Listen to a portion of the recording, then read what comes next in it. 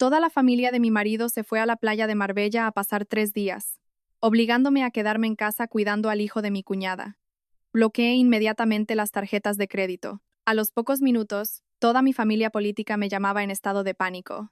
Estimados oyentes, si el destino les ha llevado a escuchar esta historia, les enviamos nuestros mejores deseos. Que disfruten del relato. Me desperté cuando las cortinas del dormitorio aún estaban cerradas, dejando apenas una estrecha rendija por la que se colaban los pálidos rayos de sol de una mañana de otoño en Madrid sobre el suelo de roble.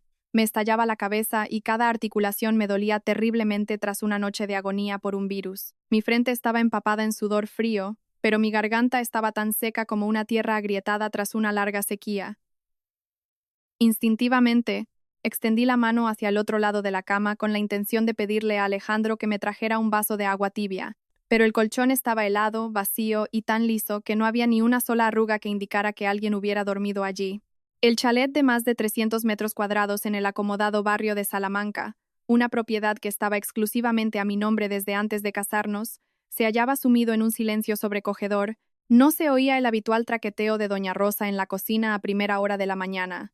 No se escuchaba el golpeteo de los tacones de Lucía, mi insufrible cuñada. Tampoco las quejas murmuradas de Alejandro sobre si el café de la mañana estaba demasiado suave o muy cargado. Solo se percibía el zumbido constante del purificador de aire en un rincón de la habitación. Hice un esfuerzo por apartar el edredón de plumas y arrastré mis pies descalzos por el suelo frío. Nada más llegar al tocador, me llamó la atención una nota adhesiva de color amarillo brillante pegada en el espejo. La letra de Alejandro era torpe y descuidada, exactamente igual a la forma en que había tratado nuestro matrimonio durante los últimos 5 años. Toda la familia se ha ido a Marbella a desestresarse 3 días. Quédate en casa descansando y cuida a Mateo por Lucía. Ella lleva tiempo cansada y deprimida. Necesita relajarse. Me llevo las tarjetas para pagar los gastos de todos. Apáñatelas con la comida. Me quedé paralizada, con los ojos clavados en cada palabra de aquel trozo de papel. Lo leí una y otra vez hasta aprendérmelo de memoria. Una corriente de aire helado me recorrió desde la base de la columna hasta la coronilla, barriendo el último rastro de calor que quedaba en mi cuerpo febril.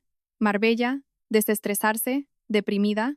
Esas palabras resonaban en mi cabeza, irónicas y absolutamente ridículas. Un atajo de parásitos desempleados que vivían enteramente del dinero que yo ganaba con el sudor de mi frente. Y ahora se tomaban la libertad de irse a desestresar usando mi propio dinero, dejándome enferma en casa para cuidar de su hijo. Corrí hacia mi bolso de marca que estaba sobre el sillón. Mis manos, aunque intentaba mantener la calma, temblaban ligeramente al abrir la cremallera lateral. Mi cartera de piel de cocodrilo había sido saqueada. La tarjeta de crédito platino con un límite de $500,000, esa tarjeta a mi nombre de la que Alejandro, con toda su cara dura, me pidió una copia para invitar a sus supuestos clientes y aparentar estatus, había desaparecido. Incluso la tarjeta negra de máxima exclusividad, mi tarjeta principal que solía guardar en el compartimento más oculto, se había esfumado como por arte de magia. La habitual compostura de una directora ejecutiva se hizo añicos en un instante. Me quedé de pie en medio del lujoso dormitorio, mirando mi reflejo en el espejo. Una mujer de 36 años, pálida, con el pelo alborotado y los ojos inyectados en sangre por el agotamiento. Había llegado a pensar que, si era un poco más tolerante, si tenía paciencia y me ocupaba de que no faltara nada económicamente, esta familia viviría en paz. Había creído en esa fachada de pilar del hogar que Alejandro intentaba mantener ante sus parientes. Había creído en sus promesas vacías. Pero esta nota, esta desfachatez absoluta, era una bofetada brutal a mi propia estupidez. No me consideraban una esposa, ni una nuera, ni una cuñada. Me veían como un cajero automático que no sentía dolor, que no enfermaba, una sirvienta de lujo con el título de dueña de la casa. Cuando estaba sana, me exprimían. Cuando caí enferma, rebañaron los últimos billetes y se fueron todos a disfrutar, dejándome a un niño de 3 años que ni siquiera era mío, obligándome a doblar la espalda para servirles. La comisura de mis labios se curvó en una sonrisa amarga. No derramé ni una lágrima, porque el resentimiento había congelado hasta la emoción más vulnerable. El respeto a los suegros, el título de familia feliz que tanto me había esforzado por mantener durante años, al final no era más que una comedia barata en la que yo era la única actriz que pagaba la entrada. Respiré hondo, arrugué la nota en mi mano hasta convertirla en una bolita de papel y la tiré directamente a la papelera. Mi mirada pasó de la conmoción y la decepción a una frialdad afilada como una cuchilla de afeitar. ¿Querían desestresarse? Muy bien, íbamos a ver cómo se desestresaba esta pandilla de sanguijuelas sin el dinero de esta tonta. Mientras mi mente hervía con cálculos fríos, un llanto agudo rompió el silencio de la casa. El sonido provenía de la habitación de invitados en la segunda planta, donde se alojaban Lucía y Mateo. Mamá, mamá, mamá, Lucía.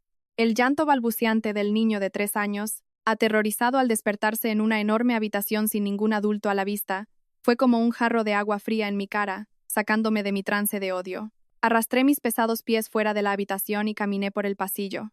Con cada paso el pasado resurgía como fantasmas acechando mi mente. Recordé el primer día que pisé la casa de Alejandro. Mi suegra, doña Rosa, sentada arrogantemente en el sofá de cuero clásico, me escudriñó de pies a cabeza como quien evalúa una mercancía. Torció el gesto quejándose de que yo era mayor, de que tenía cara de tener demasiado carácter para su hijo, pero luego aceptó con una sonrisa de oreja a oreja el coche de lujo que le compré a Alejandro como regalo de bodas para que pudiera desplazarse cómodamente. A partir de ahí comenzaron mis días de infierno como nuera. Aunque vivíamos en mi chalet, doña Rosa siempre se comportaba como si fuera la reina y yo la mantenida. Cada mes tenía que darle miles de euros para los gastos de la casa, pero en la mesa solo había verduras cocidas, pollo hervido y reproches constantes. ¿De qué sirve que una mujer sea tan buena en los negocios?, solía decir. El dinero que ganas es una ilusión. Si ni siquiera tienes tiempo para darle un hijo a mi Alejandro y cuidar de la casa, ¿de qué sirves? Eres una mujer fría, a tu edad ya estás pasada de rosca. Mi hijo se casó contigo por lástima, a tu edad ya estás pasada de rosca, nadie más te querría. En cuanto a Alejandro, el hombre que ostentaba el título de marido, era un fanfarrón hasta dar pena. El dinero para su coche, el dinero para abrir su supuesta empresa, el dinero para que su hermana se fuera de fiesta, todo salía de mi bolsillo. Pero fuera, delante de sus parientes y amigos, siempre se daba golpes en el pecho proclamándose el pilar de la familia, el director de éxito que mantenía a su mujer, la cual, según él, solo sabía hacer un par de tareas domésticas. Yo aguantaba, guardaba silencio porque quería mantener la dignidad de mi marido, por la estupidez de una mujer enamorada que creía que su sacrificio sería recompensado. Y para colmo, Lucía, mi queridísima cuñada, una madre soltera perezosa, juerguista y derrochadora, había utilizado el nombre de mi empresa para pedir dinero prestado a usureros, comprarse ropa de marca, irse de discotecas en Madrid hasta el amanecer y dejar al niño tirado en casa para que yo lo cuidara. Empujé suavemente la puerta de la habitación. Mateo estaba sentado en el colchón, con la cara llena de mocos y lágrimas, abrazando con fuerza su osito de peluche desgastado. Al verme, el niño se detuvo un instante. Sus grandes ojos redondos me miraron con recelo. Sabía que yo no era su madre y era lo bastante inteligente como para percibir el ambiente asfixiante de esta casa cada vez que su abuela y su madre estaban presentes. Tita Isabel, murmuró el niño con voz temblorosa por el miedo. Mi corazón, aunque congelado por la venganza, dio un vuelco. Me acerqué, me senté en el borde de la cama, cogí un pañuelo de papel y le limpié las lágrimas de su carita. Este niño no tenía la culpa. Era solo la pobre víctima de una madre irresponsable y una familia podrida. Mi odio iba dirigido a esos monstruos con apariencia de adultos. Bajo ningún concepto debía recaer sobre un niño inocente. Mamá Lucía se ha ido de viaje. Te quedas en casa con la tita Isabel. Sé bueno, Mateo. La tita te preparará un caldo de pollo con fideos. ¿Quieres? Intenté forzar mi voz para que sonara lo más dulce posible, mientras mi mano acariciaba su escaso cabello fino. Mateo parpadeó y su pequeño estómago rugió de hambre. Asintió obedientemente y rodeó mi cuello con sus dos bracitos. El abrazo de un niño de 3 años era puro y extrañamente cálido, en total contraste con la frialdad de su propia sangre. Llevé a Mateo en brazos a la cocina. Esta cocina moderna y equipada, valorada en decenas de miles de euros, nunca había albergado el verdadero calor de un hogar. Senté al niño en su trona, abrí la nevera y saqué un poco de pollo y fideos. Mientras cortaba la carne y preparaba el caldo, el sonido del cuchillo contra la tabla resonaba rítmicamente. Cocinaba para el niño con la ternura de una mujer, pero en mi cabeza, los engranajes de la máquina de la venganza ya habían empezado a moverse, encajando perfecta y despiadadamente. Podía ser compasiva con los niños, pero con esos adultos miserables sería un demonio. El caldo estaba en su punto, desprendiendo un aroma delicioso. Lo serví en un bol, lo soplé pacientemente para que se enfriara y le di de comer a Mateo cucharada a cucharada. Viendo al niño comer con apetito, mis ojos se oscurecieron. Come bien, pequeño, porque pronto tu madre y tu abuela no tendrán cabeza para ocuparse de ti. Tras darle de comer a Mateo, encendí la televisión y le puse su canal de dibujos animados favorito en el salón.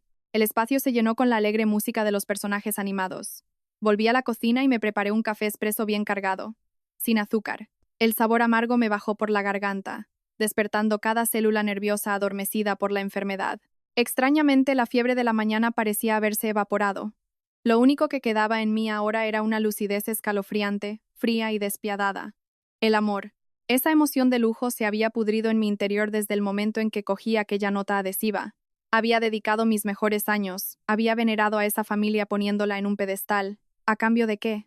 De un saqueo descarado, de una traición sin límites. Hubo un tiempo en que temí la ruptura. Temía los cotilleos de la gente. Temía que se rieran de la brillante directora Isabel, triunfadora en los negocios pero fracasada en su propio dormitorio. Pero hoy, ese falso orgullo ya no me importaba. Cuando acorralan a una persona, cuando le extraen hasta la última gota de sangre, pierde el miedo. Dejé la taza de café sobre la mesa de cristal, abrí mi portátil y mis dedos teclearon rápidamente. La pantalla se iluminó mostrando la interfaz del software de gestión financiera de mi empresa y mis cuentas personales. Deslicé el ratón para comprobar los movimientos de saldo. 8 de la mañana, una transacción con la tarjeta adicional por valor de 1.500 euros en una boutique de lujo en el aeropuerto de Barajas. 11 de la mañana, una transacción de 400 euros en un restaurante de mariscos en Marbella. La comisura de mis labios se curvó en una sonrisa de desprecio. Disfrutar gastando el dinero del sudor de otros es maravilloso, ¿verdad? Vamos a ver cuánto os dura la alegría. Cogí mi teléfono móvil y marqué el número directo de Fernando, el director de la sucursal del banco BBVA, donde gestionaba todo el flujo de caja de mi empresa y mis finanzas personales. Hola Isabel, ¿qué asunto urgente tienes para llamar a tu banquero justo a la hora de comer? La voz grave de Fernando sonó al otro lado de la línea, con el respeto habitual reservado para un cliente VIP con uno de los mayores volúmenes de depósitos de la sucursal. Me recosté en el respaldo de la silla, con un tono de voz totalmente plano, sin la más mínima ola de emoción. Fernando, perdona que te moleste. Necesito que avises inmediatamente al departamento de tarjetas para que bloqueen de urgencia todo el sistema de tarjetas de crédito a mi nombre, incluyendo una tarjeta negra Signature y 2 tarjetas adicionales Platino. Bloquéalas en este mismo instante, sin perder un segundo. Fernando se quedó callado unos segundos, probablemente sorprendido por mi tono tan sumamente tajante.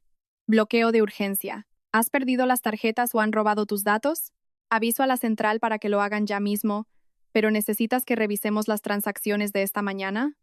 No hace falta revisar nada, soy yo quien las bloquea. Y Fernando, di un sorbo más al café negro, sin apartar los ojos de los números que bailaban en la pantalla. Congela también las 2 cuentas corrientes secundarias que abrí para que las usaran mis familiares. Corta todo acceso. A partir de este minuto, que el banco simplemente rechace cualquier intento de pago e indique que la tarjeta está bloqueada, sin dar detalles a quien la tenga en la mano. Entendido. En 2 minutos el sistema bloqueará todo. Si necesitas algo más, llámame directamente. Fernando llevaba muchos años trabajando conmigo. Era lo bastante inteligente como para no hacer preguntas sobre mis motivos. Gracias, dije, y colgué. Un seco golpe resonó cuando dejé caer el teléfono sobre la mesa de madera. La primera red había sido lanzada. Cerré los ojos, imaginándome la escena en Marbella en ese momento. Seguramente mi suegra estaría moviendo la pierna mientras sorbía ruidosamente una sopa de marisco carísima, y mi marido estaría mirando al mundo por encima del hombro, creyéndose el rey del mambo. Estaban acostumbrados a pedir dinero con la mano extendida, acostumbrados a pasar la tarjeta sabiendo que alguien detrás se partía el lomo para pagar la deuda. No sabían que la única fuente de vida que alimentaba su arrogancia acababa de ser cortada de raíz con un solo clic. Me quedé sentada con los brazos cruzados, mirando hacia el jardín bañado por el sol. Todo en esta casa lo había comprado yo, desde las baldosas del patio hasta la lámpara de araña de cristal del techo. Y aún así, había dejado que esos extraños actuaran como reyes y señores durante tantos años. Me levanté, me desperecé con una sensación refrescante. Una sensación de libertad y poder corría por mis venas. Ya no era la nuera sumisa y sufridora. A partir de este momento, yo tenía el poder de vida o muerte. El juego no había hecho más que empezar, Alejandro. Para saber qué estaban haciendo los parásitos de mi familia, no tenía que ir muy lejos. Cogí el iPad de la mesa y abrí Facebook con soltura. Como era de esperar, en lo alto del muro de noticias había fotos y un video en directo emitido desde la cuenta de Lucía. Mi desastrosa cuñada vivía para los likes y las visitas falsas. Fuera donde fuera, tenía que presumir ante todo el mundo de que era una mujer de dinero, aunque en su bolsillo no hubiera ni un céntimo ganado por ella misma. En la pantalla del iPad, esa sanguijuela estaba emitiendo en directo, hablando sin parar con los labios pintados de un rojo chillón. Detrás de ella se veía el escenario de uno de los restaurantes de mariscos más caros y lujosos de Marbella, donde una simple comida costaba el sueldo de varios meses de un trabajador normal. Hola a todos. Hoy la familia se ha venido a Marbella a cambiar de aires. Vamos a picar un poco de langosta azul y unos percebes gallegos. Estábamos muy estresados y teníamos que darnos un capricho, amores. La voz de Lucía sonaba chillona y empalagosa. Movió la cámara a propósito para mostrar la enorme mesa repleta de los manjares más exquisitos. El humo de una paella de mariscos se mezclaba con el rojo brillante de unas enormes langostas. La cámara giró hacia la cara de mi suegra. Doña Rosa estaba sentada arrogantemente en el centro. Llevaba al cuello un cordón de oro macizo del grosor de un dedo meñique y sostenía unas pinzas para marisco en la mano. Estaba partiendo con entusiasmo la pinza de una langosta gigante, masticando ruidosamente, con ambos lados de la boca brillando por la grasa. ¿Está rico, mamá? Lucía acercó el teléfono a la cara de doña Rosa. Ella levantó la vista, sonrió con suficiencia y su voz aguda resonó por todo el restaurante. Riquísimo. Ay, hija, si se tiene dinero, ¿por qué no darle gusto al paladar? Hay que viajar y disfrutar a lo grande. No quedarse escondida en casa como esa tortuga miedosa. Aunque gane montañas de oro, se va a pudrir en vida, hija. Toda la razón, mamá. La voz de Alejandro sonó desde fuera de plano. La cámara giró. Mi marido estaba sentado con las piernas cruzadas, sosteniendo un puro habano que me había regalado un socio las navidades pasadas, con la cara levantada hacia el techo. Llevaba puesta una camisa de marca impecable, la misma que había visto facturada en la tarjeta esa mañana. El dinero se gana para gastarlo. Por muy buena que sea una mujer trabajando, tiene que saber cuál es su sitio y servir a la familia de su marido, que se quede en casa cuidando a los niños y limpiando. El dinero que gana, la empresa que montó, al final todo será nuestro. Tenemos que disfrutarlo nosotros primero, ¿verdad? Alejandro se jactó. Totalmente de acuerdo. Mi cuñada Isabel será muy buena ganando dinero, pero es muy paleta. Aunque saliera, no sabría ni qué comer ni qué ponerse. Bueno, como ella está muy ocupada haciendo de chacha, nosotros gastamos el dinero por ella para que la economía fluya. Ja, ja, ja. Lucía soltó una carcajada exagerada, pasándose la mano por su falso pelo ondulado, posando satisfecha ante la cámara. Los reproches, las burlas y los comentarios desvergonzados de esos tres resonaban claramente en el silencioso salón de mi casa. Cada palabra era como una aguja envenenada clavándose en mis oídos. Se comían mi comida, gastaban mi dinero manchado de sudor y lágrimas, y encima utilizaban mi humillación como espectáculo para divertir a la gente en las redes sociales. Me senté con las piernas cruzadas en el sofá, sosteniendo la taza de café ya frío, viendo tranquilamente el directo. Si hubiera sido la Isabel del día anterior, seguramente me habría tapado la cara llorando a mares de pura frustración y dolor. Pero la Isabel de hoy solo sentía un desprecio absoluto.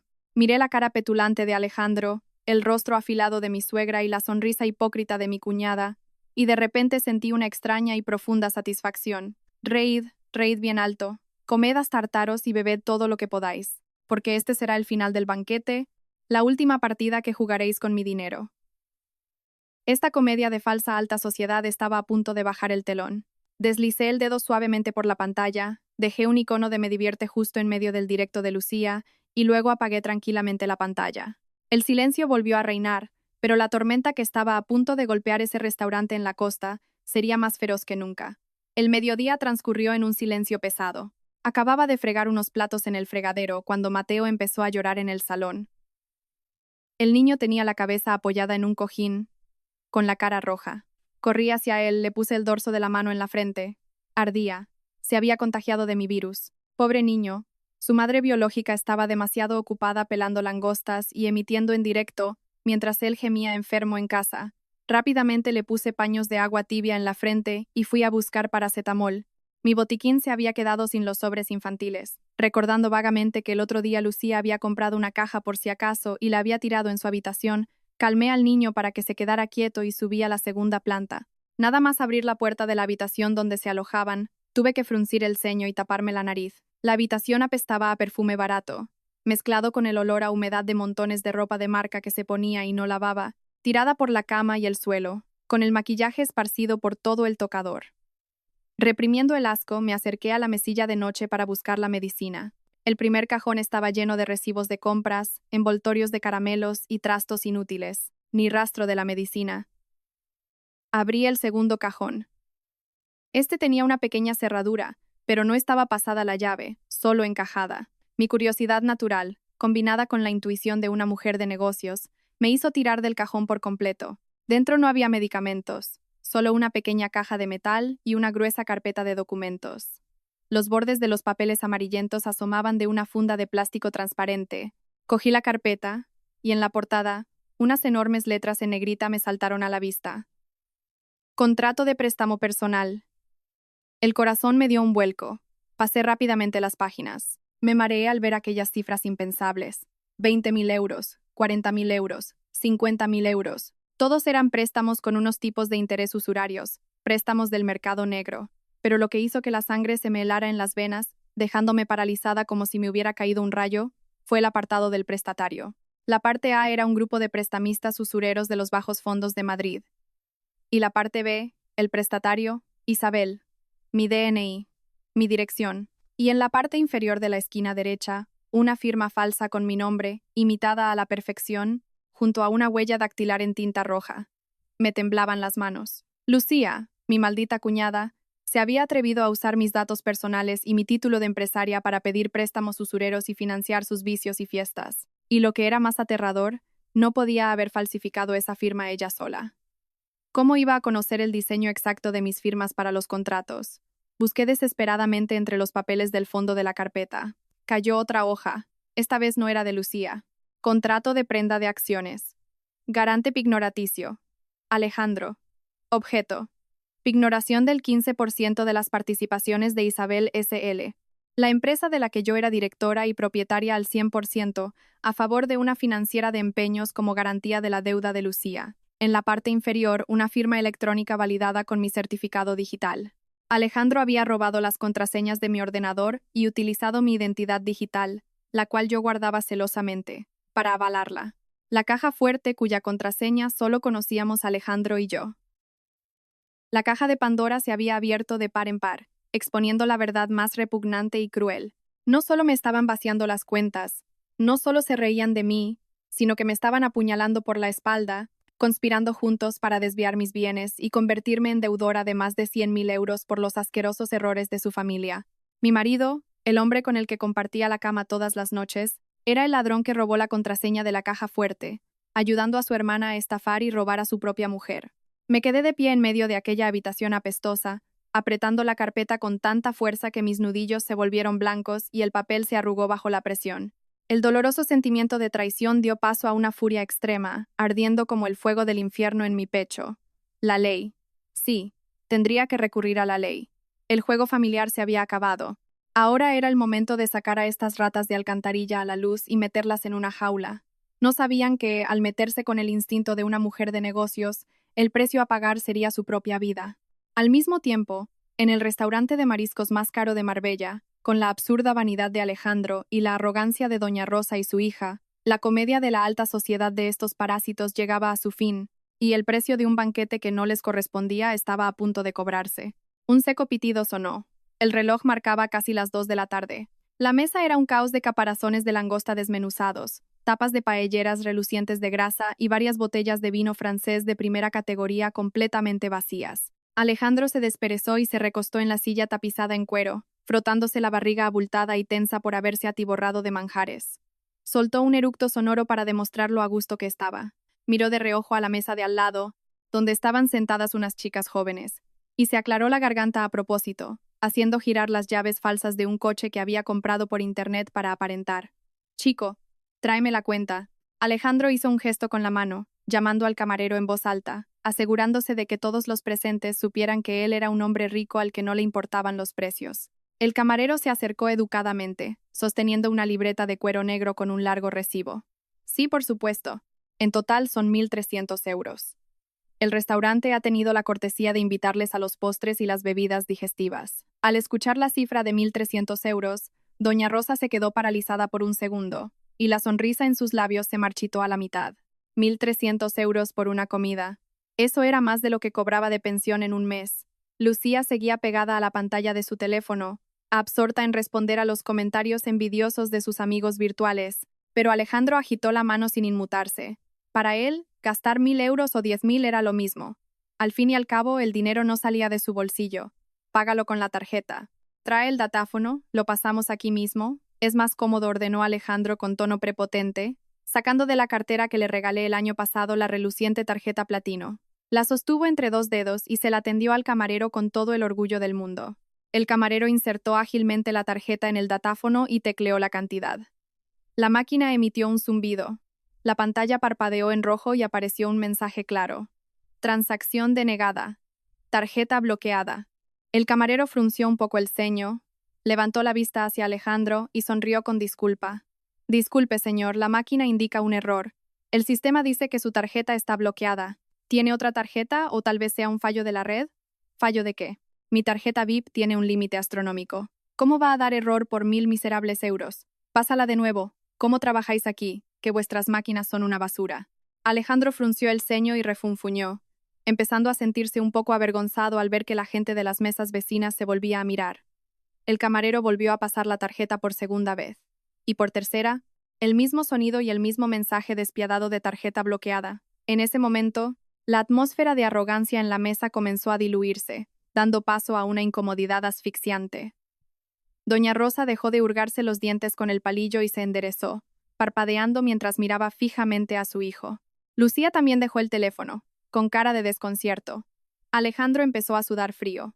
Rebuscó frenéticamente en su cartera y sacó la segunda tarjeta negra, la principal a mi nombre, que había robado a escondidas. Toma, pasa esta. Seguro que la otra se ha bloqueado por falta de uso. Pasa esta. No necesita PIN, gritó Alejandro, intentando salvar la poca dignidad que se le estaba desmoronando, pero el resultado fue el mismo. Las 3 tarjetas que ofreció, incluidas las 2 adicionales y la principal, fueron rechazadas implacablemente por el datáfono. La incomodidad se transformó de lleno en pánico. La cara de Alejandro pasó del rojo intenso al blanco cadavérico. Tartamudeando, sus manos torpes rebuscaron en la cartera buscando algo de efectivo, pero no había ni un solo billete grande. Al ver la actitud nerviosa y furtiva de los clientes, el dueño del restaurante, un andaluz fornido de mediana edad con los brazos llenos de tatuajes, salió de detrás de la barra con cara de pocos amigos. En una zona turística como aquella, las historias de clientes que intentaban irse sin pagar o que aparentaban lo que no tenían no eran nada nuevo para él. ¿Qué pasa, amigo? Mis máquinas han cobrado miles de euros a grupos enteros esta mañana sin problemas. ¿Y a ti te fallan las 3 tarjetas? En resumen, ¿tienes dinero para pagar o pensabas comer gratis en mi casa? Rugió el dueño, dando un fuerte manotazo en el borde de la mesa. Los platos temblaron. Varios camareros robustos se acercaron lentamente, rodeando la mesa de los 3. Doña Rosa se sobresaltó, temblando como una hoja, y se agarró del brazo de Alejandro, lloriqueando. «Ay, Dios mío, señor dueño. Venimos de viaje, a un restaurante tan bueno. ¿Cómo nos va a faltar el dinero? Seguro que es el banco. Alejandro, llama ahora mismo a Isabel. Dile que haga una transferencia inmediatamente». Lucía, con la cara más pálida que la cera, se encogió en su silla, sin atreverse a respirar fuerte. Alejandro sacó su teléfono temblando, y sus manos torpes marcaron mi número.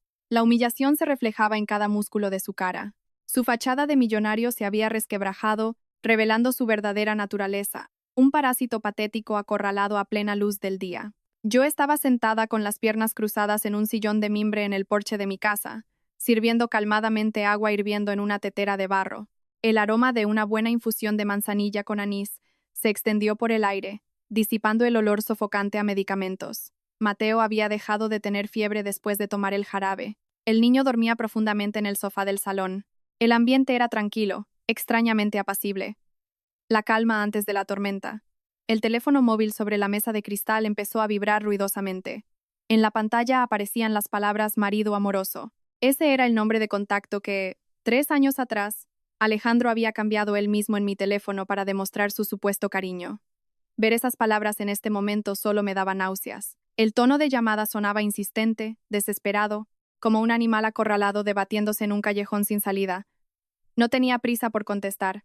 Di un pequeño sorbo a la infusión caliente, sintiendo su sabor en la punta de la lengua y el dulzor en la garganta. Esperé hasta que el primer tono se apagó y comenzó el segundo intento antes de deslizar el dedo índice para contestar, pulsando perezosamente el icono del altavoz. ¿A qué estás jugando, Isabel? ¿Te has vuelto loca? ¿Por qué están bloqueadas las tarjetas? Desbloquéalas ahora mismo. ¿Quieres matarnos? El rugido de Alejandro sonó al otro lado de la línea, furioso, aterrado y mezclado con la humillación que intentaba reprimir. De fondo, podía escuchar claramente el bullicio de la gente, el sonido metálico de los platos y las maldiciones del hombre desconocido. Dejé la taza de té sobre la mesa, con una voz tan plana que no mostraba ni la más mínima emoción.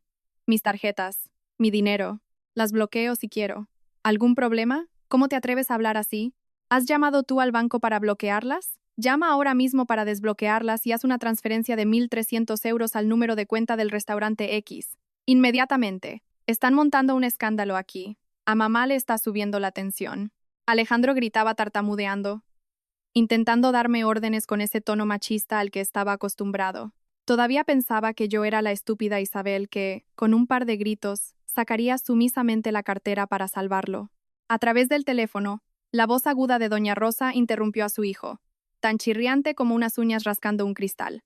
No era desgraciada. ¿Te estás rebelando? ¿Vas a dejar que tu suegra muera de vergüenza en esta tierra? Si no transfieres el dinero ahora mismo, te juro que vuelvo y te arranco la cara. Te echaré de mi casa. El llanto desconsolado de Lucía también se coló en la llamada. Isabel, ayúdame. Van a pegarle a mi hermano. Haz la transferencia rápido, por favor. Me eché a reír. Una carcajada sonora, liberadora y salvaje. Mi risa resonó por el altavoz, fría y afilada como dagas apuñalando el falso orgullo de la gente al otro lado de la línea. Se quedaron paralizados. Los insultos de doña Rosa cesaron. Probablemente no esperaban que la persona que siempre bajaba la cabeza y aguantaba se atreviera a burlarse de su miseria. ¿De qué te ríes? ¿Estás loca?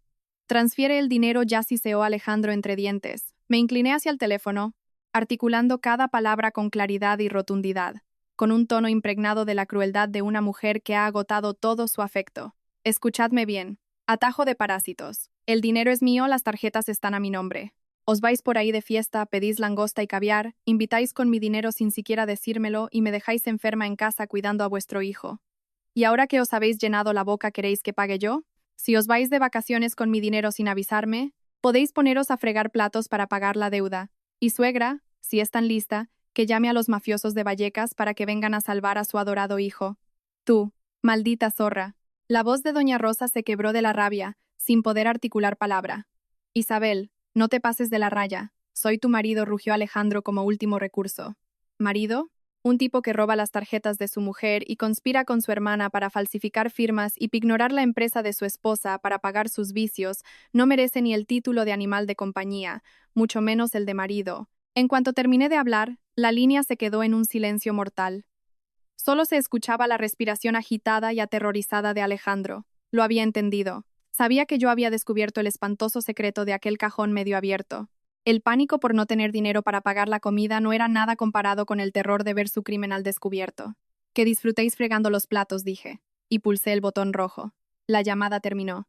Sin dudar un segundo, deslicé la pantalla del teléfono, bloqueé el número de Alejandro, bloqueé el de doña Rosa y el de Lucía, cortando cualquier comunicación y cualquier última esperanza de rescate para aquel enjambre de sanguijuelas. El teléfono volvió a quedar quieto sobre la mesa.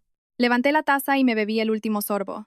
La infusión se había enfriado, pero su profundo regusto dulce nunca me había resultado tan satisfactorio. Mientras yo disfrutaba de la paz en mi chalet, en Marbella, la pesadilla de doña Rosa y sus hijos acababa de empezar. Sin mí para cubrirles las espaldas, sin la tarjeta mágica sin límite, su fachada de alta sociedad se despedazó como un frágil papel de seda arrojado a una sartén de aceite hirviendo. Justo después de que colgara y los bloqueara, Alejandro se quedó de piedra en medio del restaurante, pálido y sudando a mares. Pulsaba el botón de rellamada frenéticamente, pero la única respuesta que obtenía era la voz robótica del buzón de voz. El dueño tatuado perdió la paciencia. Hizo un gesto a sus dos fornidos camareros, que se acercaron, agarraron a Alejandro por el cuello de su camisa de diseño y lo arrastraron al centro del salón. ¿Qué pasa? ¿Cuándo va a mandar el dinero tu rica mujercita? Si no tienes pasta, te desnudo, te ato y te tiro a la calle para que te vea todo el mundo. Un miserable como tú atreviéndose a pedir langosta, gruñó el dueño, soltándole un sonoro bofetón en la cara a Alejandro. El golpe no fue excesivamente fuerte, pero bastó para destrozar la falsa ilusión de orgullo de aquel hombre engreído. Alejandro se agarró la cara, retrocedió tambaleándose y tembló sin atreverse a articular palabra. Doña Rosa, al ver a su niño mimado siendo golpeado, se volvió loca de angustia y se lanzó hacia adelante. «Ay, por el amor de Dios, que lo matan. No pegue a mi hijo. Nosotros lo pagamos. Lo pagamos. ¿Pagar con qué? ¿Dónde está el dinero?» El dueño la miró con furia. Doña Rosa temblaba de pies a cabeza. Con sus manos arrugadas y temblorosas, se desabrochó el grueso cordón de oro de 18 quilates que llevaba en el cuello, el cordón que yo misma le había comprado, apretando los dientes, para su cumpleaños el año pasado.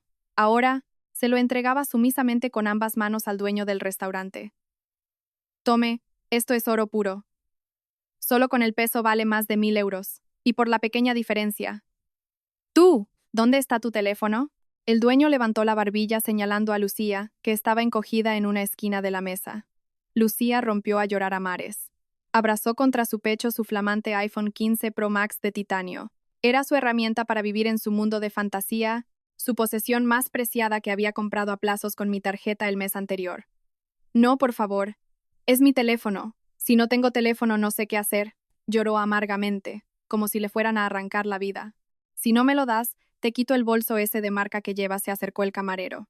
Sabiendo que no podía retenerlo, Lucía apretó los dientes, se secó la cara mientras aullaba y entregó su último modelo de móvil temblando. Después de tasar los objetos y obligarla a borrar su cuenta de iCloud, los hombres soltaron de mala gana a los tres, acompañándolos a la puerta con una buena retahíla de insultos. Los tres individuos que aquella misma mañana habían salido del taxi con el pecho hinchado como reyes y reinas, ahora se arrastraban miserables, con las caras demacradas.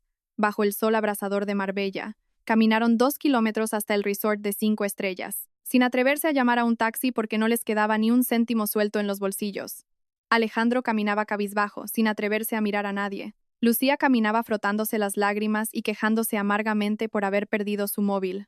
Y doña Rosa, sintiendo la pérdida de su cadena de oro, llena de humillación y resentimiento, caminaba maldiciéndome sin cesar con las palabras más venenosas. Pero el karma aún no había terminado con ellos. Al llegar a la recepción del lujoso resort, cuando estaban a punto de colarse en su habitación con aire acondicionado para huir de la bochornosa realidad, la recepcionista los detuvo con una sonrisa perfectamente profesional. Buenas tardes, señores. Lamento informarles de que su habitación ha sido bloqueada temporalmente. El depósito de garantía con tarjeta de crédito que proporcionaron esta mañana acaba de ser rechazado por el banco porque la tarjeta ha sido bloqueada de emergencia. Por favor, abonen el importe en efectivo o con otra tarjeta para que podamos reactivar su acceso. La dulce y educada voz de la recepcionista fue para ellos como un trueno ensordecedor. Alejandro se derrumbó sobre el mostrador de mármol. No tenían efectivo. Habían empeñado el móvil, habían entregado el oro. ¿Con qué iban a pagar los más de 1.000 euros por noche en aquel paraíso terrenal? No hubo milagro. Los guardias de seguridad del resort exigieron firmemente a los tres que cogieran su equipaje y abandonaran el recinto. Fueron arrojados literalmente a la calle, arrastrando sus maletas de diseño y sus bártulos, expulsados como los estafadores que realmente eran. El precio de la falsa vanidad y de vivir parasitariamente por fin empezaban a pagarlo. El reloj marcaba las 11 de la noche. El chalet estaba inmerso en un silencio sepulcral, solo roto por el canto de los grillos en el jardín. Mateo dormía plácidamente después de su último biberón. Preparé una nueva cafetera. Abrí de par en par los ventanales del salón para dejar entrar la brisa nocturna y me senté en silencio en el sofá de cuero italiano a esperar. Un coche oscuro se deslizó silenciosamente y aparcó frente a la puerta de mi casa. Un hombre con camisa blanca y un maletín de cuero bajó del coche. Era Carlos, el abogado corporativo de mi empresa y un viejo amigo de mis años de universidad. Al recibir mi llamada urgente a las 10, Carlos no hizo muchas preguntas. Solo me dijo que preparara los documentos y que estaría allí de inmediato. Le abrí la puerta. Carlos entró y me miró con una mezcla de lástima y respeto. Él era quien mejor sabía lo mucho que había trabajado para levantar la empresa, y era perfectamente consciente de lo podrida que estaba la fachada familiar que yo había intentado mantener. ¿Estás bien, Isabel? Carlos dejó el maletín sobre la mesa de roble oscuro y se sentó en la silla de enfrente. Perfectamente, Carlos. Nunca he estado más lúcida. Empujé una taza de café caliente hacia él y luego, con la mano, le acerqué la pila de documentos que había encontrado en el armario de Lucía a mediodía. Echa un vistazo. Esto es lo que desenterré por accidente de entre la basura de mi querida cuñada. Carlos tomó un pequeño sorbo de café, se ajustó las gafas de montura metálica y sacó cada hoja para examinarla bajo la luz cálida de la lámpara. El silencio era tan absoluto que se oía el crujido del papel cada vez que Carlos pasaba la página. Cuanto más leía, más se fruncía el ceño de aquel experimentado abogado. Su expresión pasó de la concentración al asombro y, finalmente, a una clara indignación. Por Dios, Isabel, esto no es ninguna broma. ¿Sabes cuántos años de cárcel vale esta basura? Carlos levantó la vista y me miró con voz grave. Por eso te he llamado a medianoche. Quiero saber exactamente cuánto tiempo puede atraparlos la red de la justicia. Me recosté en el respaldo, entrelazando las manos, con la mirada fría como el hielo. Carlos desplegó los 3 contratos sobre la mesa, golpeando con el dedo las zonas con las firmas falsificadas y el sello rojo. En primer lugar, el préstamo usurario de Lucía. Utilizó tu DNI y falsificó tu firma para obtener un préstamo que asciende a más de 100.000 euros. Esto constituye un delito de falsedad documental. Sumado al delito de estafa, dado que la cantidad supera con creces el límite para ser considerado agravado, Lucía se enfrenta a una pena de hasta 6 años de prisión por un delito agravado. Se detuvo un momento para observar mi reacción. Al ver que seguía impasible, Carlos señaló el segundo documento. En segundo lugar, y más grave, el contrato de prenda de las participaciones de la empresa. Alejandro tiene acceso a la casa, conoce la caja fuerte, robó el sello de la sociedad y falsificó tu firma para pignorar las acciones como garantía. Alejandro es cómplice necesario, con un papel activo en la comisión de un delito penal. Se enfrentará a una pena similar por estafa y falsedad. ¿Pueden alegar que se trata de un conflicto por bienes gananciales? Pregunté, aunque en mi cabeza ya había analizado cada resquicio legal. Absolutamente no, Carlos negó con rotundidad. La empresa es un bien privativo anterior al matrimonio, igual que esta casa. Además, tenéis separación de bienes. Alejandro no figura en el registro mercantil. No posee ni una participación legal. El acto de usar el sello y falsificar la firma es un delito penal clarísimo. Aquí no entra el derecho de familia. Las pruebas son abrumadoras. Si presentamos esto a la policía, en menos de 48 horas se dictará una orden de prisión provisional. Asentí, y la comisura de mis labios se elevó ligeramente. Perfecto. Redáctame la denuncia penal. Quiero que el expediente sea impecable, sin darles ni una sola oportunidad de defenderse. Y otra cosa. Abrí el cajón de la mesa y saqué un papel que había preparado esa misma tarde. Revisa esta demanda de divorcio. Divorcio contencioso o de mutuo acuerdo si logramos que firme, sin bienes en común, sin hijos, sin disputas. Le haré firmar el día que llegue su fin. Carlos cogió los papeles del divorcio, mirándome con una expresión compleja. Isabel, eres mucho más fuerte de lo que pensaba. Temía que, por cuidar las apariencias, fueras a ablandarte y perdonarles. Mi paciencia murió junto a estos pagarés, señalé los documentos. Para extirpar un tumor hay que pasar por el dolor de la cirugía. Mejor eso que dejar que haga metástasis hasta los huesos. La trampa legal ya estaba preparada. Ahora solo tenía que esperar a que aquellas ratas miserables volvieran arrastrándose para recibir su sentencia. Esa noche, 2 polos completamente opuestos coexistían, separados por cientos de kilómetros pero unidos por una misma palabra, karma. En algún rincón de Marbella, tras ser expulsados del resort, Doña Rosa y sus 2 hijos arrastraron su equipaje caminando por el paseo marítimo, bajo la fría brisa nocturna. Sin dinero, no podían alquilar un taxi ni pagar la habitación de un hotel normal. Cuando sus piernas no daban más de sí, tuvieron que refugiarse en un hostal mugriento y húmedo situado en el fondo de un callejón que olía a basura y salitre. La habitación era diminuta, con solo 2 camas individuales destartaladas, un colchón que olía a moho y un tufo a orina procedente de un baño que no había visto lejía en años. Por la pared correteaban un par de cucarachas. Nada más entrar, Doña Rosa se desplomó en la cama. Acostumbrada al colchón viscoelástico de mi chalet, su cuerpo envejecido no soportaba semejante miseria. El viento frío entraba por la ventana mal ajustada. Doña Rosa, pálida, empezó a temblar violentamente y vomitó. Había cogido un enfriamiento severo. «Ay, Dios mío, me muero. Me estalla la cabeza. Alejandro, ve a comprarme alguna medicina, que me muero». Doña Rosa se agarró la cabeza gimiendo de dolor. «¿Y con qué dinero? ¿Me ves a mí un puto euro encima?» Alejandro estalló, tirándose de los pelos. Se estaba volviendo loco por la humillación y la desesperación. Lucía, acurrucada en una esquina de la cama, al oír a su hermano gritar, también enfureció.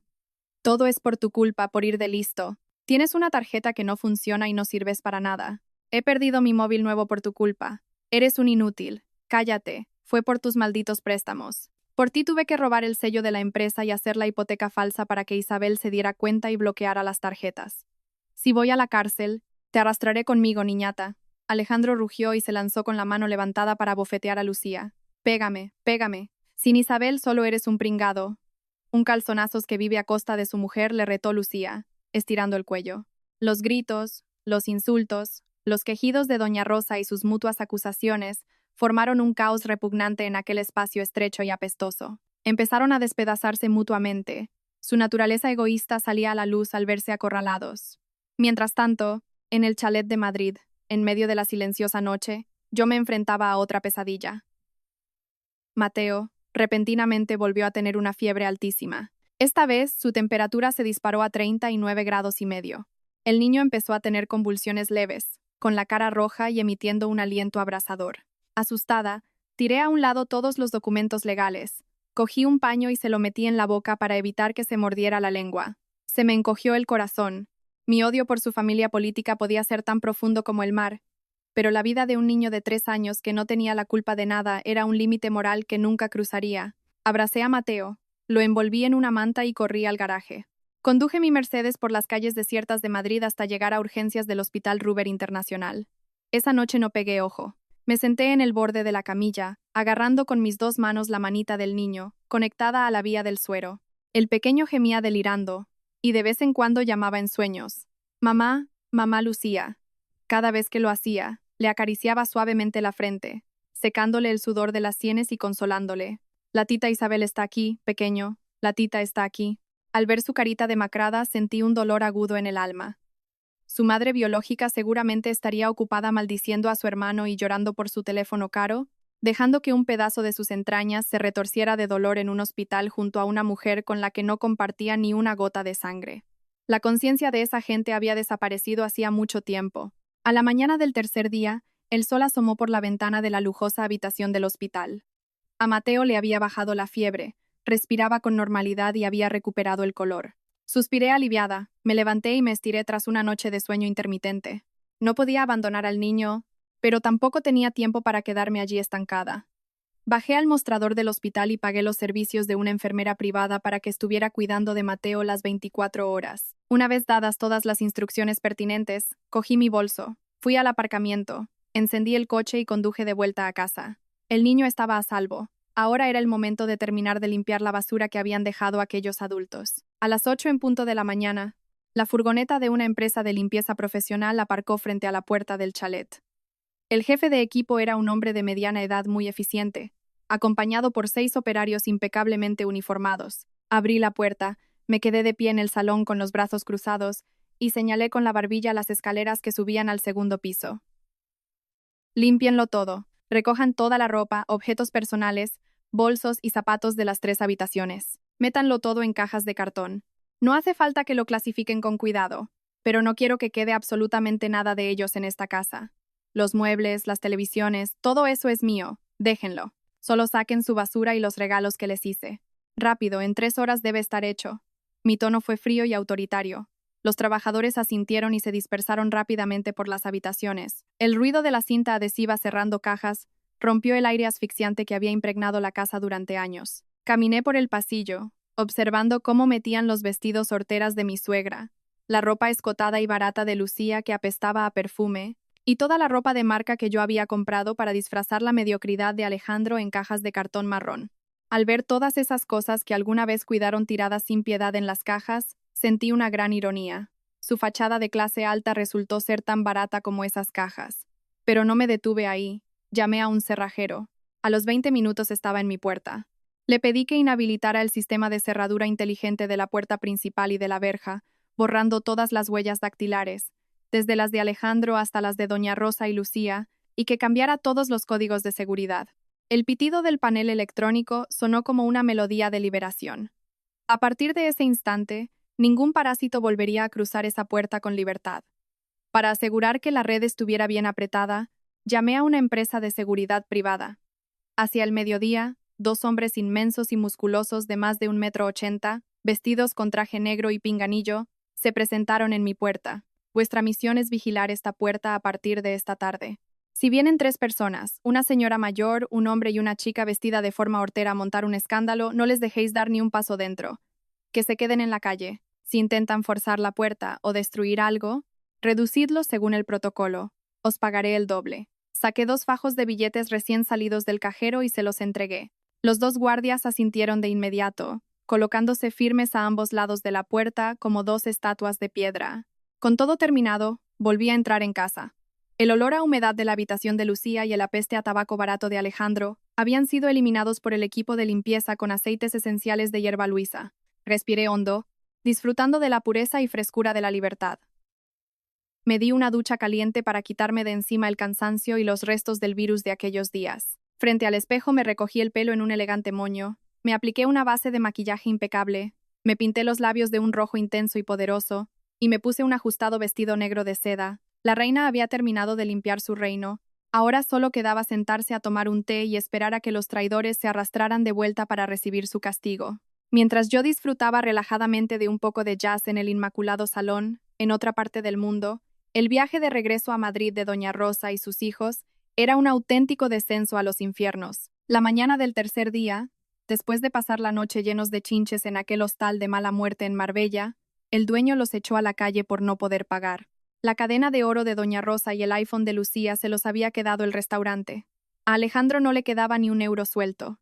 No tuvieron más remedio que ir arrastrándose a la estación de autobuses. Tuvieron que suplicar a la empresa de una línea de bajo coste que iba de la costa a Madrid, y Lucía tuvo que apretar los dientes y dar un reloj inteligente falso a cambio de 3 billetes en el peor asiento posible.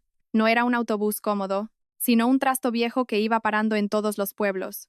Un autobús de 29 plazas donde iban embutidas casi 40 personas. El calor asfixiante del mediodía andaluz entraba por las ventanillas, mezclado con el hedor a sudor rancio. El humo de los cigarrillos que el conductor fumaba sin parar y el olor a vómito de las bolsas de plástico colgando de los asientos hacían que el aire fuera irrespirable. Doña Rosa, una mujer acostumbrada a subir a un coche donde su nuera le tenía puesto el aire acondicionado, iba encajada en un rincón cerca de la puerta.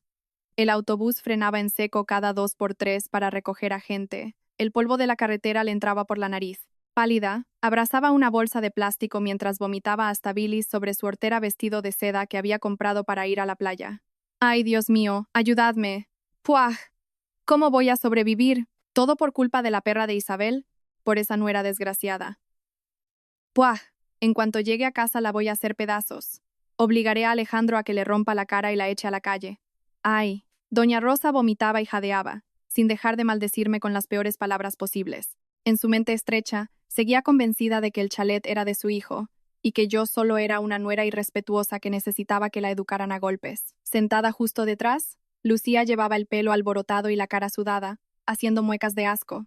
Sin un móvil caro para navegar, sin música que escuchar, tenía que soportar el griterío de la gente del autobús. Alejandro, haz algo. ¿Vas a dejar que mamá y yo pasemos por esta humillación? En cuanto lleguemos le quitas todas las tarjetas y le prohíbes salir de casa. Si tengo que volver a montar en esta basura de autobús, me mato. Lucía gritaba, golpeando el respaldo del asiento de su hermano. Alejandro, el falso hombre de éxito, estaba atrapado entre una mujer robusta que llevaba una cesta enorme y un anciano que tosía sin parar. Su ropa de marca estaba arrugada, llena de polvo y sudor. Al oír las quejas de su madre y su hermana, solo apretaba los mandíbulas. Sus ojos, inyectados en sangre, destilaban resentimiento. No contestó, no por culpa, sino porque en su interior crecía un miedo difuso pero helador. Recordaba mi amenaza fría por teléfono del día anterior. Sabía que yo había abierto aquel cajón. ¿Te crees que no quiero destrozarla? Cállate ya y déjame en paz. Alejandro se giró y le gritó a Lucía con voz ronca. La desesperación hizo que su naturaleza cobarde y violenta aflorara. No sabía qué le esperaba al abrir la puerta de casa. Solo sabía que aquel autobús traqueteante le llevaba directo a la tormenta que él mismo había provocado. Los parásitos regresaban destrozados, sucios, hambrientos y exhaustos, sin saber que el nido que pensaban recuperar se había convertido en una fortaleza de acero. A las 5 de la tarde, el sol abrasador del verano empezaba a aflojar, dejando paso a unos rayos rojizos sobre el exclusivo barrio madrileño. Sentada con las piernas cruzadas en el sofá frente a los grandes ventanales, hacía girar lentamente una copa de vino tinto oscuro. Con la mirada fija en la cámara de seguridad de la puerta principal, proyectada en la pantalla de mi televisor. La obra de teatro iba a comenzar. Un viejo taxi, traqueteando, se detuvo frente a la puerta de hierro forjado con detalles dorados de mi casa. Del coche bajaron 3 figuras que apenas se tenían en pie. Al verlos por la pantalla, casi me echo a reír a carcajadas. Si no lo hubiera sabido, habría pensado que eran mendigos venidos de algún barrio de chabolas. Alejandro tenía el pelo hecho un desastre, la camisa desabrochada y manchada de suciedad. Lucía llevaba la cara lavada, macilenta, con restos de maquillaje derretidos por el sudor. Arrastraba su maleta de marca, ahora toda rayada. La peor era Doña Rosa. Con el pelo encrespado, caminaba tambaleándose, con las manos en las caderas, murmurando insultos sin cesar. pero sus quejas se detuvieron de golpe cuando levantaron la cabeza y miraron hacia la entrada. Lo que vieron fue espeluznante. Una montaña de cajas de cartón barato, cerradas con cinta adhesiva, amontonadas justo en el límite de la valla. En cada caja, escrito con un rotulador rojo de forma tosca, se leía: cosas de Alejandro, cosas de mamá Rosa, cosas de Lucía. Doña Rosa abrió los ojos de par en par, y su mareo desapareció al instante. Tiró la bolsa de plástico al suelo y corrió tambaleándose hacia la pila de cajas. ¡Ay, Dios mío! ¿Qué es esto? Mi ropa, mis vestidos. ¿Quién? ¿Quién se atreve a tirar mis cosas a la calle? Aulló como si la estuvieran desollando, y empezó a rasgar la cinta adhesiva de una caja. Al abrirla, su ropa barata salió disparada, mezclada con ropa interior sucia. Lucía pegó un chillido estridente, tiró la maleta y se abalanzó sobre otra caja. Por Dios, mis bolsos, mis maquillajes. Isabel, desgraciada, ¿te atreves a tirar mis cosas a la calle? Gritaba, con mocos y lágrimas corriendo por su cara, en una escena verdaderamente patética. Alejandro se quedó quieto durante 5 segundos. La humillación a su orgullo frente a todo el barrio hizo que le hirviera la sangre. Rojo de ira, cerró los puños y corrió hacia la puerta de hierro, levantando el pie para darle una patada. Isabel, sal de ahí. Abre la puerta. ¿Te crees muy valiente? ¿Echas a tu marido y a tu madre a la calle? Sal aquí ahora mismo. Rugió, con una voz ronca que retumbó en la calle. Pero antes de que su pie tocara la puerta, los 2 enormes guardias de seguridad salieron de la caseta. Imperturbables, uno de ellos interpuso un musculoso brazo en el pecho de Alejandro, obligándole a retroceder. Esto es una propiedad privada. No se puede entrar, advirtió el hombre con voz grave. ¿Quiénes coño sois vosotros? Yo soy el dueño de esta casa. Abrid la puerta. Quitaos de en medio o sus reviento. Alejandro, furioso, intentó apartar el brazo del guardia y lanzarse contra él, pero calculó mal. El guardia simplemente le agarró la muñeca con una mano. Se la retorció en un movimiento básico de defensa y le dio un fuerte empujón. ¡Zas! Alejandro perdió el equilibrio, cayendo de bruces sobre el asfalto, golpeándose las rodillas con fuerza. Lanzó un grito de dolor. Su caída había sido tan humillante que no había palabras para describirla. En ese momento, pulsé el mando. El cierre electrónico hizo un clic, y las pesadas puertas de hierro se deslizaron hacia los lados. Salí lentamente, con orgullo. Mis zapatos Louboutin resonaban en el suelo de granito con un sonido seco y afilado. Llevaba mi vestido de seda negro, el pelo recogido, los labios pintados de un rojo intenso y una sonrisa torcida, llena de sarcasmo. Me detuve en el escalón más alto, con los brazos cruzados en el pecho, y los miré desde arriba, como si fueran cucarachas que se retorcían entre su propia basura. ¿Ya habéis vuelto? ¿Qué tal las vacaciones con mi tarjeta? ¿Os lo habéis pasado bien, panda de sanguijuelas? Mi voz sonó suave, pero era tan letal como 1000 agujas envenenadas directas a su cara. Al verme aparecer tan majestuosa y altiva, Alejandro intentó levantarse del suelo apoyando las manos, rojo de furia. Una parte de él le dolía por el golpe, pero otra parte hervía de resentimiento al ver que su mujer había contratado a gorilas para tirarlo a la calle como si fuera basura. Su orgullo machista había sido pisoteado hasta el fondo. Señaló con su dedo tembloroso a mi cara, hablando entre dientes, escupiendo saliva. Tú, ¿estás loca? ¿Contratas a matones para pegar a tu marido? Soy tu marido. Esta casa es mía. Estoy empadronado aquí. ¿Te atreves a tirar las cosas de mi madre y de mi hermana? ¿No tienes vergüenza? Todo el mundo te va a llamar mala nuera y sinvergüenza. Abre la puerta a mi madre ahora mismo. Al escuchar los gritos de su hijo, doña Rosa pareció recobrar energía, y al instante desplegó su mejor truco, el que las mujeres ignorantes usan cuando se quedan sin argumentos. Montar una escena en el suelo. Sin molestarse en levantarse, se tiró al suelo de la acera. Empezó a golpear el suelo con las manos, pataleando, y comenzó a gritar con un volumen capaz de perforar los tímpanos de cualquiera. Ayudantes, vecinos, salgan a ver a esta mala pécora. Como tiene dinero, maltrata a su suegra. Contrata matones para que le rompan la boca a su marido. Me quiere matar para fugarse con otro y llevarse el dinero. ¡Ay, Dios del cielo, que nos echa de la casa de mi hijo! Vecinos, salven a mi familia. Mientras gritaba, se alborotaba a propósito el pelo grasiento, con lágrimas de cocodrilo y mocos cayéndole por la cara. Sus gritos llamaron inmediatamente la atención. Algunas puertas de los chalets cercanos se abrieron. Algunas asistentas y vecinos se asomaron por encima de la valla, cotillando en voz baja. Lucía, al verlo, se unió al coro llorando a mares. Isabel, eres cruel. Mi madre está enferma, se va a morir y tú la echas. ¿No tienes corazón? Un espectáculo ruidoso, asqueroso y melodramático acababa de ser montado frente a mi casa. Si hubiera sido la Isabel del pasado, por miedo al que dirán, me habría vuelto loca por abrir la puerta y meterlos dentro para apagar el fuego. Pero a la Isabel de hoy, esto solo le daba risa. Dejé que gritaran. Me quedé inmóvil como un iceberg, mirándolos con una mirada de lástima, como quien ve un circo barato. Esperé hasta que doña Rosa se quedó afónica, tosiendo por falta de aire, y Alejandro empezó a mirar a su alrededor con miedo. Entonces, hablé con calma. Mi voz no era alta ni agresiva, pero cada palabra cortaba como una cuchilla, destruyendo todas sus mentiras. ¿Ya habéis terminado el teatro? Me sonreí con desprecio. Si habéis acabado, abrid las orejas y escuchadme. Bajé un escalón, apuntando directamente a la cara de Alejandro. Dices que esta casa es tuya. Llama a ver si la casa te responde. Las escrituras están a mi nombre.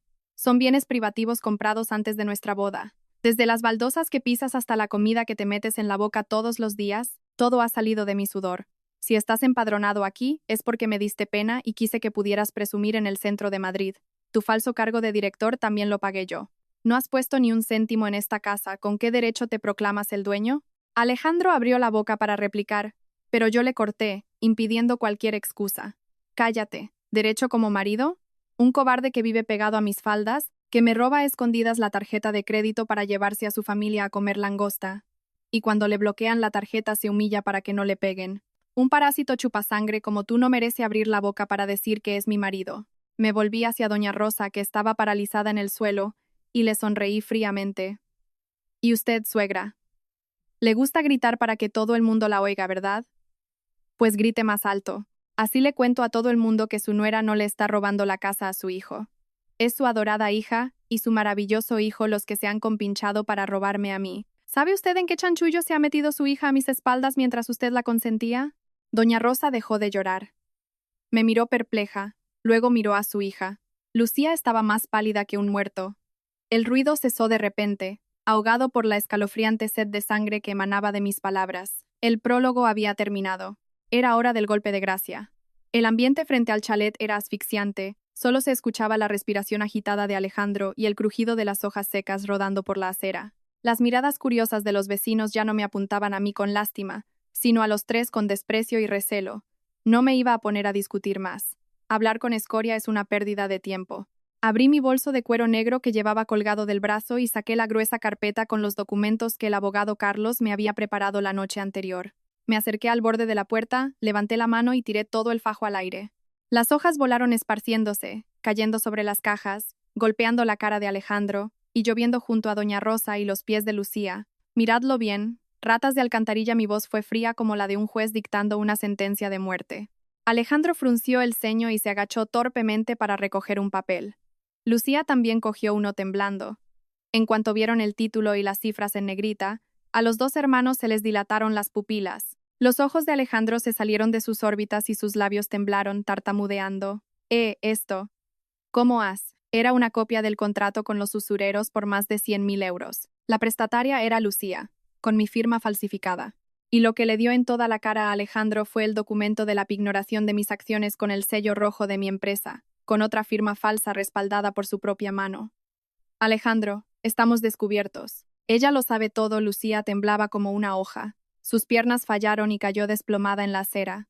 El papel en su mano vibraba al ritmo de su respiración despavorida.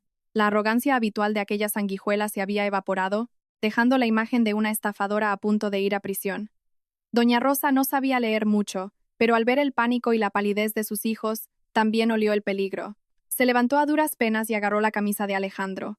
¿Qué es esto, hijo? ¿Qué papel es este? Cuéntamelo. Me acerqué a la reja de hierro, mirando fijamente a los aterrorizados ojos de Alejandro, y declaré con claridad. Lucía usó mi DNI y falsificó mi firma para pedir 100.000 euros a unos prestamistas. Tú, Alejandro, robaste la contraseña de mi ordenador, usaste mi certificado digital y falsificaste mi firma como directora para pignorar mis acciones y avalarla. Delito de falsedad documental, agravada junto con estafa. Mi abogado ya lo ha revisado bien.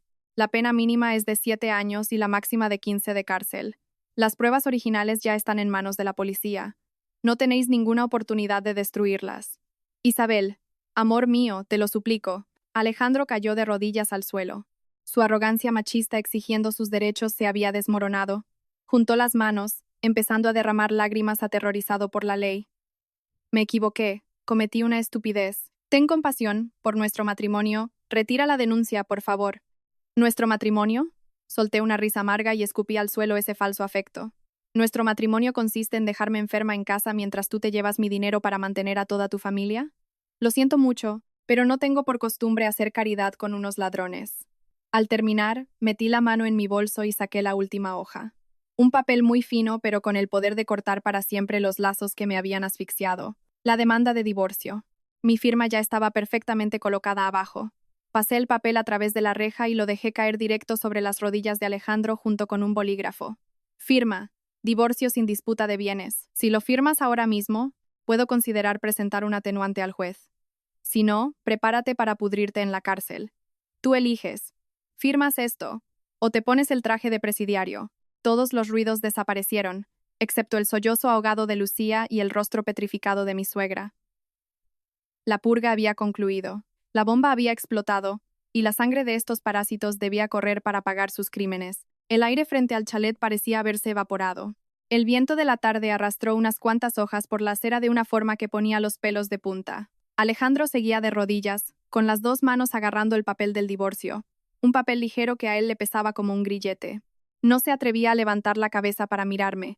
Temblaba sin control y le castañeteaban los dientes. Sabía que su firma ahora mismo marcaba la diferencia entre algo de clemencia o pudrirse tras las rejas. Doña Rosa, la mujer que hacía unos minutos pataleaba como una loca contra el mundo, estaba ahora muda como una tumba. Sentada en el suelo, abría mucho sus ojos opacos, mirando la firma falsificada en los contratos. Aunque no sabía de leyes, la avaricia de esa vieja arpía le permitía oler el aroma de la muerte.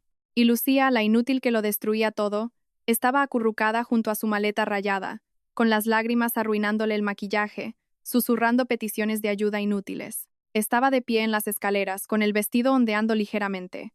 ¡Qué ironía! 3 personas que hace nada se proclamaban dueñas de esta casa, ahora arrastrándose a mis pies entre cajas de basura selladas con cinta. ¿Qué pasa? ¿Se ha quedado sin tinta el bolígrafo? ¿O te has quedado paralítico? Pregunté con frialdad, rompiendo el silencio mortal. Te lo recuerdo. Los papeles originales están en la mesa de la Brigada de Delitos Económicos.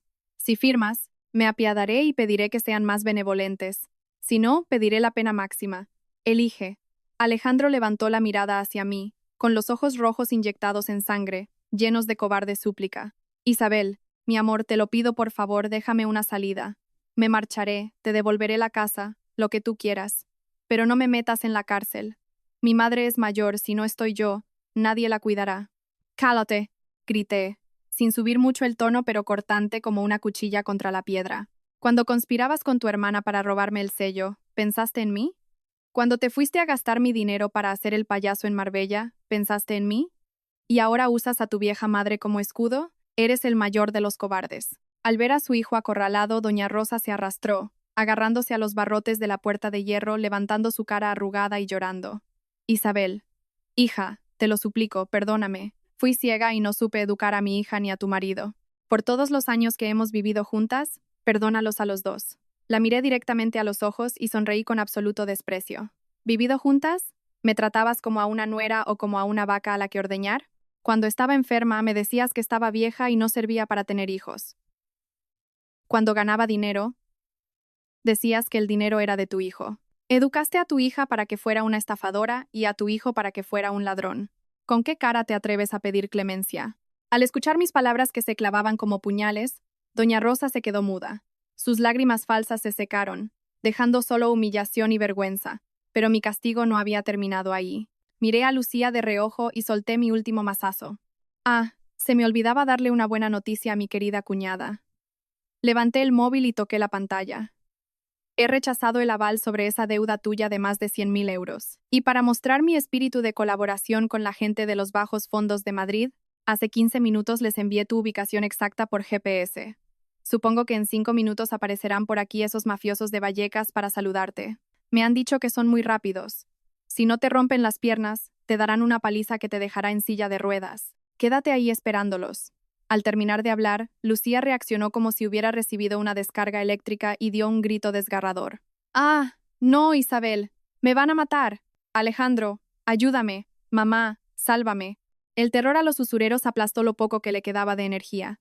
Se levantó, agarró la ropa de su madre, blanca como el papel. Mamá, corre. Corre rápido, que me matan.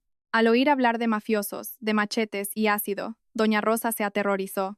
El instinto de supervivencia egoísta superó a su amor de madre. Se levantó de un salto, sin importarle en absoluto las cajas llenas de ropa y bolsos, cogió su bolsa de plástico rota y corrió como alma que lleva el diablo. Lucía dejó la maleta tirada y huyó tras su madre, aullando y llorando, escondiéndose en un oscuro callejón al otro lado de la calle. Alejandro, al ver que su madre y su hermana huían, sintió un pánico extremo cayendo sobre él. Con las manos temblorosas, agarró el bolígrafo y con los ojos cerrados, trazó su firma en el papel del divorcio. Luego lo lanzó por el hueco de la puerta de hierro y echó a correr, tambaleándose tras ellas, como un perro asustado con el rabo entre las piernas, abandonando toda su montaña de basura personal.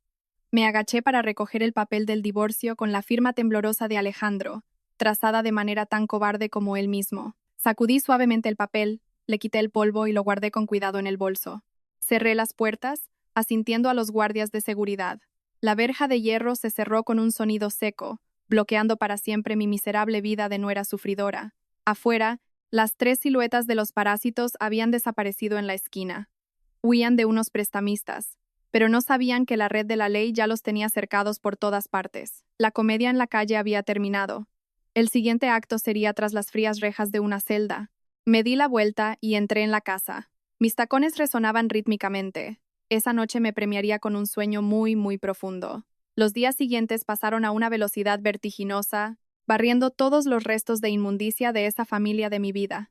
El divorcio fue aceptado rápidamente por el juzgado al no haber disputas por bienes ni hijos en común. En cuanto al caso penal, la fuga de Lucía duró apenas 3 días antes de que la Policía Nacional la atrapara en un motel cutre a las afueras de Madrid. Estaba hambrienta, sucia y aterrorizada, sabiendo que los usureros también iban tras ella. Fui citada al juzgado de instrucción como perjudicada para un careo y para completar el expediente.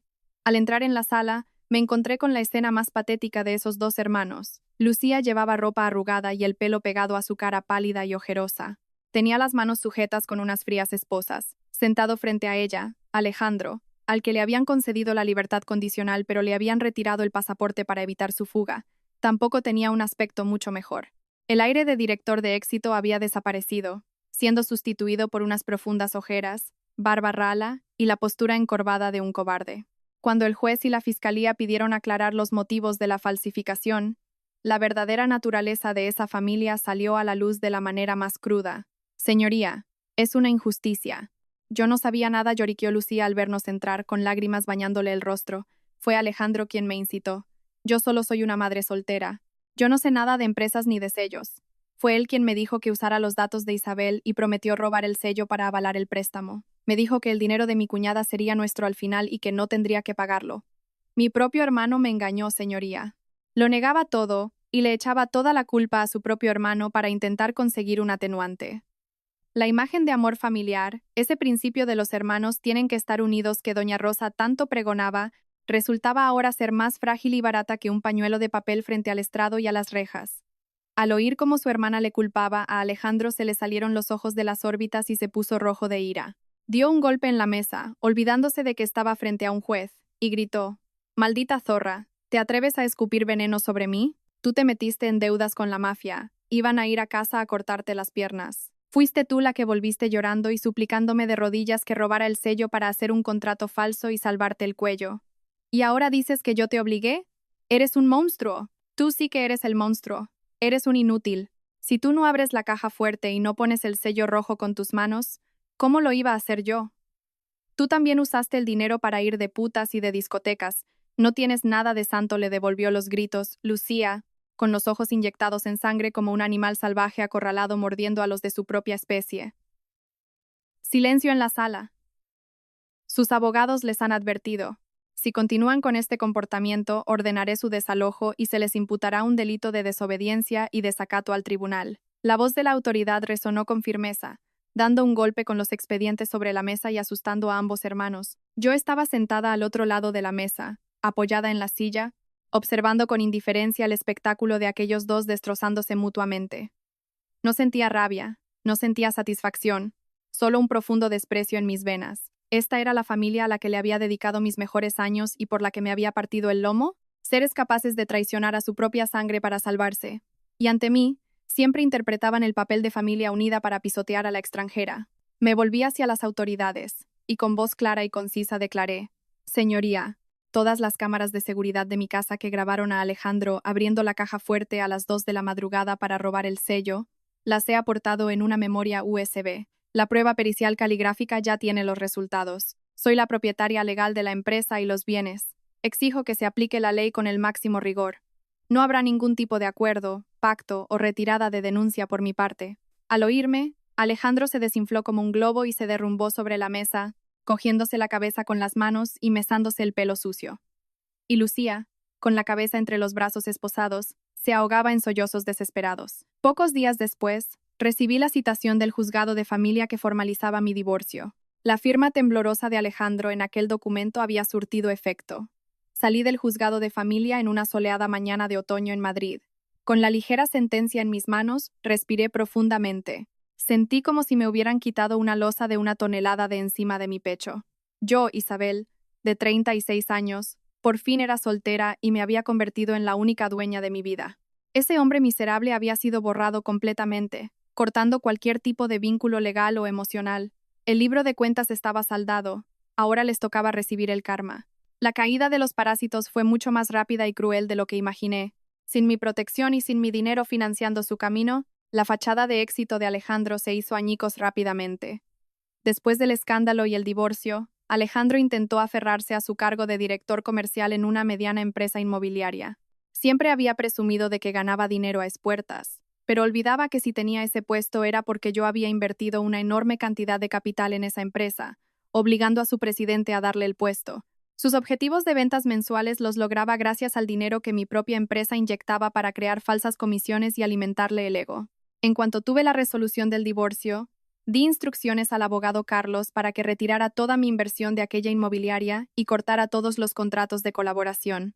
El presidente de la inmobiliaria, que ya detestaba a Alejandro por su incompetencia y prepotencia, al perder mi dinero, echó a Alejandro esa misma tarde. Fue expulsado del edificio por los guardias de seguridad, llevando solo una caja de cartón con 4 chucherías en la mano, exactamente igual que como lo eché de mi casa. Sin estudios, sin experiencia, sin capacidad y con una pena de cárcel colgando sobre su cabeza, se convirtió en un desempleado, solo y desamparado. Doña Rosa y su hijo tuvieron que vagar buscando dónde meterse. Sin dinero, tuvieron que alquilar un cuartucho de menos de 15 metros cuadrados en un barrio periférico del sur de Madrid, escondido en un callejón lleno de ratas y aguas estancadas. La habitación, con techo de chapa, era un horno de día y un congelador de noche. Apestaba a alcantarilla mezclado con el olor a humedad de las paredes desconchadas. El contraste brutal entre mi chalet de 300 metros cuadrados con suelo de roble y este agujero era una bofetada colosal en su cara. Sin Blanca, la comida diaria se convirtió en una obsesión. Doña Rosa, la mujer acostumbrada a pedirme sopas caras cruzada de piernas en su sofá de lujo, tuvo que tragarse su orgullo e ir a buscar trabajo. A sus más de 50 años y sin oficio, solo encontró trabajo como friegaplatos en un bar de frituras y callos a la madrileña, al final de su callejón. Una tarde lluviosa, estaba esperando a un cliente dentro de mi coche aparcado en la acera de enfrente, y presencié en directo cómo el karma actuaba. Doña Rosa, con un pantalón viejo y un delantal de plástico manchado, estaba agachada limpiando platos pringosos y ollas llenas del olor rancio de los callos. Sus manos, antes cuidadas con cremas caras pagadas por mí, ahora estaban hinchadas, arrugadas y rojas por culpa de los fuertes productos de limpieza. Lentamente, al intentar frotar un plato de loza contra el fregadero, se le escurrió y se rompió. La dueña del bar, una mujer de lengua afilada, se acercó a grandes zancadas y le señaló a la cara con el dedo. «Vieja inútil. Eres lenta como una tortuga. ¿Quién te va a aguantar? Mis platos cuestan dinero. Este que has roto te lo descuento de tu sueldo hoy mismo. Si no vales para trabajar, vete a tu casa a vivir de tus hijos, que aquí no queremos parásitos». Doña Rosa se quedó paralizada. Las lágrimas caían de sus ojos mezclándose con el agua de lluvia y el jabón. Recogía temblando los trozos rotos de loza, balbuceando disculpas sin aliento. Esos gritos ásperos y agudos sonaban exactamente igual que los que ella me dedicaba a mí en el pasado. Inútil, parásito, lenta. Efectivamente, el karma, las flechas que un día me lanzó, le estaban siendo devueltas directas a su amargado y viejo corazón. Pero la tragedia de su familia no se iba a quedar solo en fregar platos. Una semana después, mientras tomaba un té en mi oficina, Carlos me llamó con noticias de última hora. La Policía Nacional había dictado orden de detención contra Alejandro. Al ampliar la investigación, descubrieron que no solo era cómplice de Lucía, sino que también estaba maquinando una estafa con los prestamistas usureros, facilitándoles información sobre mis bienes con la intención de que extorsionaran mi chalet. Al salir todo a la luz, las frías esposas se cerraron sobre las muñecas de Alejandro. Se lo llevaron en un coche patrulla justo delante de su infecta habitación alquilada. Dicen que al escuchar los cargos, doña Rosa se desmayó en un charco de barro en el callejón. Con la hija en la cárcel y el hijo de camino a otra, nadie a quien aferrarse y nadie a quien culpar, la red de avaricia y mentiras de esa mujer se había despedazado por completo, cayendo al fondo de las alcantarillas. Colgué el teléfono, sonreí levemente y tomé un sorbo de mi café expreso. Todo había seguido su cauce natural. Con Lucía y Alejandro entre rejas, la única persona que quedaba abandonada a su suerte en mitad de esta tormenta kármica era el pobre Mateo, un niño de 3 años que había sido la víctima más inocente de aquel desastre de adultos. Doña Rosa, tras la detención de su hijo, entró en pánico y colapso total. Sin dinero y sin apoyos, apenas podía alimentarse a sí misma fregando platos sucios para comprar comida. No tenía capacidad ni tampoco amor para criar a un niño pequeño. Su naturaleza egoísta afloró y empezó a maltratar a Mateo. Alguien me contó que a menudo le dejaba sin comer, le gritaba para desahogar su rabia y llegó a decir a los vecinos que iba a dejarlo en la puerta de un orfanato porque mantenerlo salía muy caro. Si su madre está en la cárcel, que sea huérfano y así me ahorro el problema. Escuchar aquello me encogió el corazón. Odiaba a muerte a los adultos de esa familia, pero no podía dar la espalda a ese niño inocente. Había rodeado mi cuello con sus pequeños bracitos cuando tenía fiebre, y me había llamado Tita Isabel con su pura e infantil voz. Ya había cobrado mi venganza mediante la ley, pero si dejaba que un niño inocente se hundiera en el barro de los pecados de su madre, mi conciencia no descansaría en paz. Decidí intervenir. No iba a adoptarlo. Separaba muy bien el amor de los lazos de sangre. Adoptarlo significaba que en el futuro tendría que volver a lidiar con su madre o su abuela, y bajo ningún concepto permitiría que ningún parásito más de esa familia se colara en mi vida. Fui a hablar con Carlos, el abogado. Ponte en contacto con Aldeas Infantiles SOS de Madrid, o con una organización similar de alto nivel y con buena residencia. Voy a abrir un fondo fiduciario a mi nombre y transferiré dinero cada mes para pagar su manutención, cuidados médicos y educación, hasta que Mateo cumpla los 18 años. La única condición es que la información del donante debe permanecer absolutamente en secreto frente a doña Rosa y su familia. Solo deben saber que una ONG se ha hecho cargo de él y punto. Sentada frente a Carlos, mi voz era firme, pero mis ojos revelaban una mirada pensativa. Carlos me observó con evidente respeto. Isabel, realmente me asombras. Muy pocas mujeres, después de sufrir una traición tan vil, son capaces de mantener la cabeza tan fría y el corazón tan cálido. Prepararé el papeleo de inmediato. El niño tendrá un futuro estupendo, lejos de las garras de su abuela. Pocos días después, con los trámites listos gracias a los servicios sociales y mi financiación oculta, doña Rosa firmó a la velocidad del rayo la renuncia a la custodia del niño, cediéndoselo a Aldeas Infantiles SOS. Firmó como si estuviera soltando una carga y sin derramar una sola lágrima de pena. El día que la organización fue a recoger a Mateo, aparqué en silencio a cierta distancia, observando a través de los cristales tintados de mi coche. Al ver la pequeña figura del niño, envuelto en un abrigo demasiado grande para él, cogido obedientemente de la mano de la educadora, sin llorar ni quejarse, solo girando la cabeza de vez en cuando hacia el sucio callejón con ojos desconcertados. Sonreí levemente, y una solitaria lágrima rodó por mi mejilla. Ve, pequeño. Tu futuro no puede ser enterrado en un vertedero de basura. Crece y conviértete en un buen hombre. Y no te parezcas nunca a tu madre ni a tu tío. Susurré en el silencio del interior del coche. Metí la marcha y aceleré. El Mercedes se deslizó suavemente por el asfalto. A partir de ese momento, cerré definitivamente el libro húmedo, rancio y lleno de trampas de la familia de mi exmarido. Mateo estaba a salvo. Los estafadores estaban en la cárcel y en mi corazón ya no quedaba espacio para odios ni cargas de ningún tipo. El cielo de Madrid estaba despejado y de un azul inmenso, presagiando el brillante renacimiento de Isabel.